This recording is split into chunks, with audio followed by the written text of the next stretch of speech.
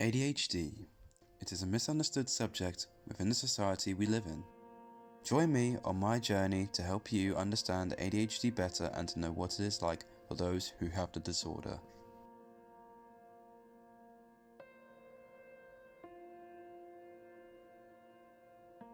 So to start off, what is ADHD? Attention Deficit Hyperactive Disorder, or ADHD, is a neurodeveloped disorder which causes people to struggle with paying attention, hyperactivity, and/or impulse control. ADD and ADHD are different terms for the same thing. 1980, the American Psychiatric Association's DSM was Attention Deficit Disorder, ADD, with or without hyperactivity. 1987, they changed the name to ADHD, Attention Deficit Hyperactivity Disorder. According to ADHD UK, I have found that there are 2.6 million people in UK who have ADHD. 1.9 million of those people are adults, and 780,000 of those people are children.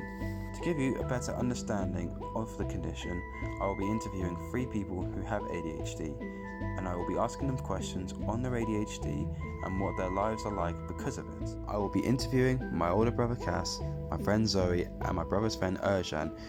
When did you realise you had ADHD? Well, I first started having suspicions a long time ago, but I just didn't pay any heed to them. And it wasn't until I first really started working at, I did an office job for about 3 months, and I hated every single moment of it. I felt like tearing my skin off. When I was in secondary school, because obviously there were deadlines and I found it very hard to meet them, and I still do, I just think I slacked off a lot with my work and noticed that my classmates were way ahead of me, and it was very difficult for me to concentrate in class. So I always knew it. I had all these symptoms of ADHD except for hyperactivity. My mom had me assessed when I was about 4, and the doctors in Kyrgyzstan said that I had ADD. When I got older, as I was doing school and stuff, especially when it came to 6th form, I was completely failing all lessons. I was very disorganized, terrible with like planning and time management. What is it like to live with? Like, how does it affect your day-to-day life? It can be very distracting. It can be very disruptive. It's really hard to make plans for anything more than the next 3 minutes. I remember you mentioning that it felt when you were really bored and you just like really wanted to do something, you sort of felt like you had an itch in your skin, you can't get to it or something like that. Yeah, it's like, it's like a tingle, like a kind of almost burning sensation. I understand it's completely psychosomatic. Stuff even a bit twitchy. I'm looking around the corners. I'm looking at things to think about. Well, it affects it when it comes to college.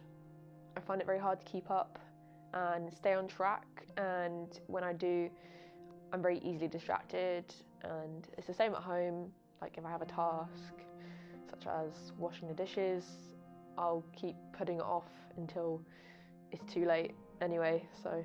I'm very disorganized and people can see it and they get frustrated with me because like I forget some simple things or I misplace something.